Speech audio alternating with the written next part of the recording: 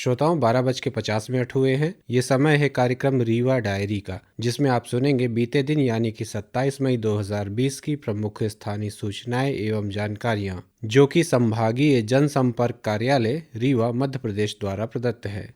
Corona से मुक्त हुए 9 रोगियों का पुष्प वर्षा से किया गया स्वागत। कमिश्नर तथा कलेक्टर ने कोरोना से मुक्त हुए रोगियों का किया स्वागत। कोरोना महामारी से ग्रस्त रोगियों का श्याम साहब मेडिकल कॉलेज रीवा, संजय गांधी स्मृति चिकित्सालय रीवा तथा जिले के अन्य कोविड सेंटरों में उपचार किया जा रहा है। उपचार के बाद रोगियों के ठीक होने का सिलसिला जारी है। कोरोना से जंग लड़कर जीतने वाले 9 रोगियों को पूरी तरह से स्वस्थ होने के बाद घर के लिए विदा किया गया। रीवा संभाग के commissioner doctor Ashok Kumar Bhargava, collector Basant Kurre, police अधीक्षक आबिद खान, जिला पंचायत के मुख्य कार्यपालन अधिकारी अर्पित वर्मा तथा पुलिस, राजस्व एवं स्वास्थ्य विभाग के अधिकारियों ने स्वस्थ रोगियों पर पुष्प वर्षा करके एवं करतल ध्वनि से उनका स्वागत किया। इस अवसर पर कमिश्नर डॉक्टर भार्गव ने कहा कि रीवा संभाग में कोरोना से अब तक 75 व्यक्ति संक्रमित हुए हैं। इनमें से 21 रोगी उपचार के बाद पूरी तरह से स्वस्थ हो गए हैं। संभाग के सभी अस्पतालों तथा कोविड सेंटरों में रोगियों को उपचार की बेहतर सुविधा एवं देखभाल दी जा रही है। मेडिकल कॉलेज रीवा से 4 तथा अस्पताल से 5 रोगी पूरी तरह से स्वस्थ होकर अपने घर जा रहे हैं। इन्हें एम्बुलेंस के माध्यम से उनके घर भिजवाया गया है। सभी स्वस्थ रोगियों को दवाएं तथा टॉनिक दिए गए हैं।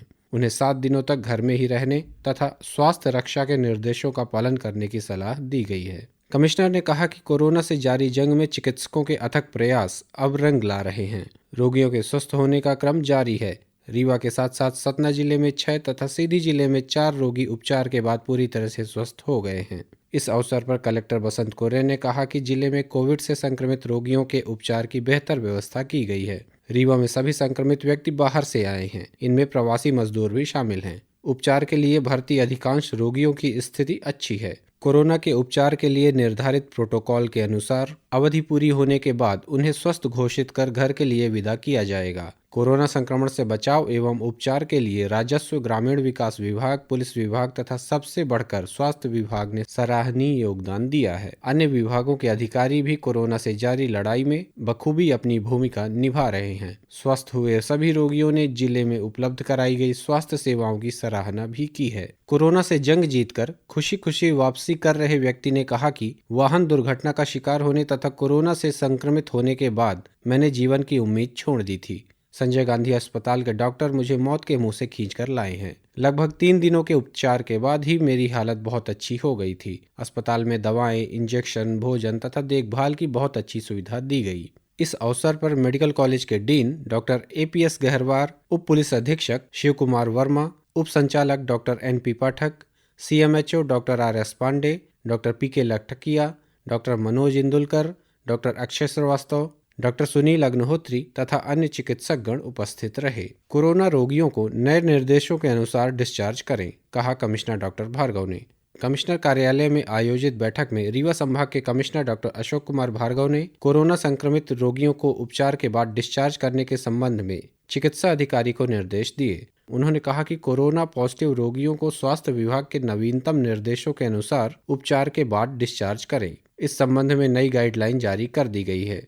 पहले प्रथम जांच के पॉजिटिव आने पर 14 दिन बाद पुनः सैंपल की जांच कराई जाती थी। इसके निगेटिव आने पर 24 घंटे में दोबारा जांच कराकर रिपोर्ट निगेटिव आने पर रोगी को डिस्चार्ज किया जाता था। अब इसमें परिवर्तन करके संक्रमित रोगी की जांच के 10 दिन बाद यानी 3 दिनों तक किसी तरह के लक्षण नहीं पाए जाते हैं तो उसे डिस्चार्ज करें। बैठक में कमिश्नर डॉक्टर भार्गव ने कहा कि नई गाइडलाइन के अनुसार यदि रोगी में किसी तरह के लक्षण दिखाई नहीं देते हैं तो उसे 10 दिन पश्चात संक्रमण मुक्त मान लिया जाएगा। रोगी में कोरोना के लक्षण दिखाई देने से 10 दिनों तक, यदि 3 दिनों से बुखार के लक्षण न हो तो भी डिस्चार्ज किया जाएगा। इसके लिए पुनः जांच की आवश्यकता नहीं है, लेकिन डिस्चार्ज होने के बाद रोगी को होम आइसोलेशन में रहना होगा। कमिश्नर ने नई गाइडलाइन के संबंध में निर्देश देते हुए कहा कि कोरोना से संक्रमित ऐसे गंभीर रोगी जिनकी प्रति मिनट सांस की दर 30 से अधिक है तथा उनके ऑक्सीजन का सैचुरेशन 95% से कम है, उन्हें लगातार उपचार सुविधा दी जाएगी।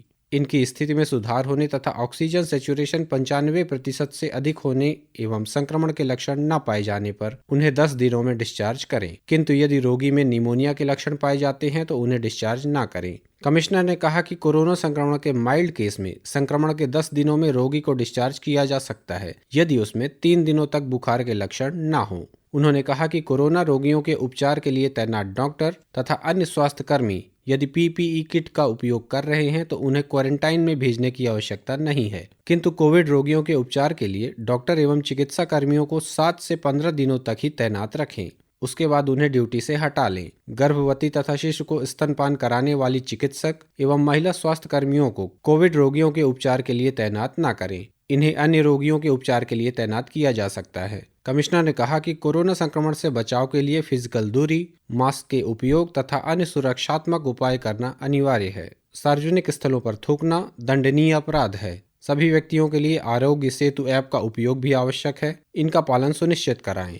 कोरोना से बचाव के लिए 10 साल से कम उम्र के बच्चों तथा गर्भवती महिलाओं की विशेष देखभाल करें। बैठक में मेडिकल कॉलेज के डीन डॉक्टर एपीएस गहरवार ने कोरोना संक्रमित रोगियों से उपचार के नवीनतम प्रोटोकॉल तथा गाइडलाइन की जानकारी दी। बैठक में मुख्य चिकित्सा एवं स्वास्थ्य अधिकारी डॉक्टर आर.एस. पांडे, उप संचालक doctor N P. Pathak, doctor Akshay Shrivastava, doctor Manoj Indulkar, doctor P K. Lakhtakia, doctor Ashutosh Asati तथा अन्य चिकित्सक उपस्थित रहे। आत्मनिर्भर भारत अभियान में सहयोग दे रहा है जन शिक्षण संस्थान। जन शिक्षण संस्थान रीवा द्वारा कोरोना महामारी से बचाव के लिए जन जागरूकता अभियान चलाया जा रहा है। संस्थान के द्वारा ग्रामीण तथा शहरी क्षेत्रों में मास्क, हैंड वॉश तथा सैनिटाइजर का निःशुल्क वितरण किया जा रहा है। इन सामग्रियों का निर्माण संस्थान के सदस्यों तथा स्व सहायता समूहों के माध्यम से कराया जा रहा है। जन शिक्षण संस्थान के निदेशक सुनील शुक्ला ने गत दिवस आयोजित कार्यक्रम में संस्थान के अनुदेशकों तथा समन्वयकों को निर्देशित किया कि प्रत्येक विकासखंड के प्रत्येक गांव में जाकर लोगों को मास्क बनाने एवं सैनिटाइजर बनाने का प्रशिक्षण दें। संस्थान द्वारा बनाए गए हैंड वॉश तथा मास्क का वितरण करें। लोगों को फिजिकल दूरी बनाए रखने, घर से निकलते समय मास्क का उपयोग तथा कोरोना संक्रमण से बचाव के सभी निर्देशों का पालन करने के लिए जागरूक करें। इसी के साथ आज की रीवा डायरी का ये अंक यहीं समाप्त होता है। कल पुनः मुलाकात होगी। तब तक घर में रहिए, सुरक्षित रहिए और सुनते रहिए आकाशवाणी रीवा। नमस्कार।